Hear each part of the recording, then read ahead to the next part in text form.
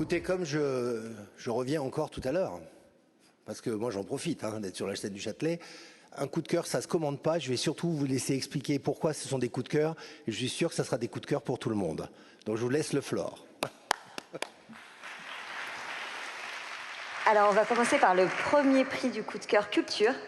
Avec vous, Athénaïs Oslati. Je vous invite à me rejoindre. Vous êtes donc lauréate Innov pour la vague 9.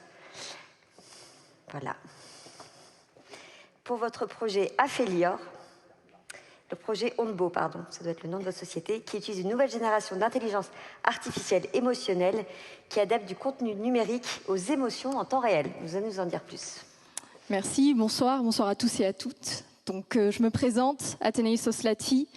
En tant qu'Asperger, j'ai toujours été curieuse de mieux comprendre les émotions humaines. J'ai donc cherché un moyen innovant d'interagir de manière plus authentique et plus épanouissante. Et en fait, c'est comme ça que j'ai créé Ondbo. Et Ondbo, c'est une société en deep tech qui concrètement développe des intelligences artificielles au service des émotions pour ouvrir justement une voie à tout ce qui touche à de l'hyperpersonnalisation.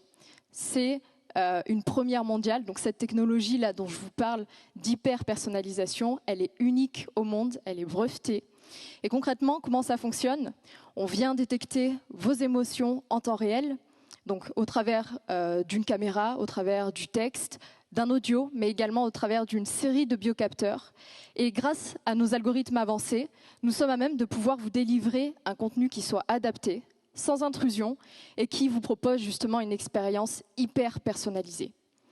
Donc aujourd'hui, notre engagement, on le sait, il ne s'arrête pas là. C'est pourquoi nous prenons en considération donc, tout ce qui touche à l'intelligence artificielle et son éthique, puisqu'on le sait, les enjeux liés à l'intelligence artificielle sont majeurs aujourd'hui. L'IA doit rester un moyen et non une fin en soi.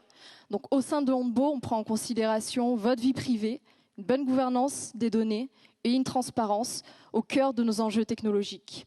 Et donc, on développe des IA qui sont éthiques et responsables pour garantir que nos innovations servent le bien de tous sans compromettre nos valeurs fondamentales.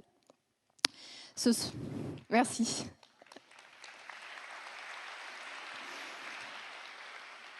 Ce soir, j'aimerais remercier bien évidemment le gouvernement français, les Deep Tech, France 2030 également, la BPI qui nous soutient. Et j'aimerais remercier tout particulièrement donc, mon université, l'Université technologique de Compiègne, sa fondation de l'UTC également présente.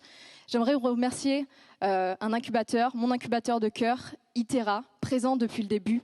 Et bien sûr, et parce qu'on ne l'évoque pas assez, le soutien indéfectible de ma famille depuis le début.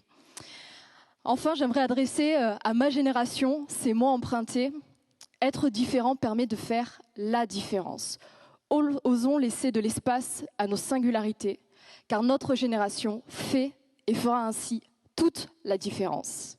Merci à vous tous. Bravo, merci. Alors, à présent,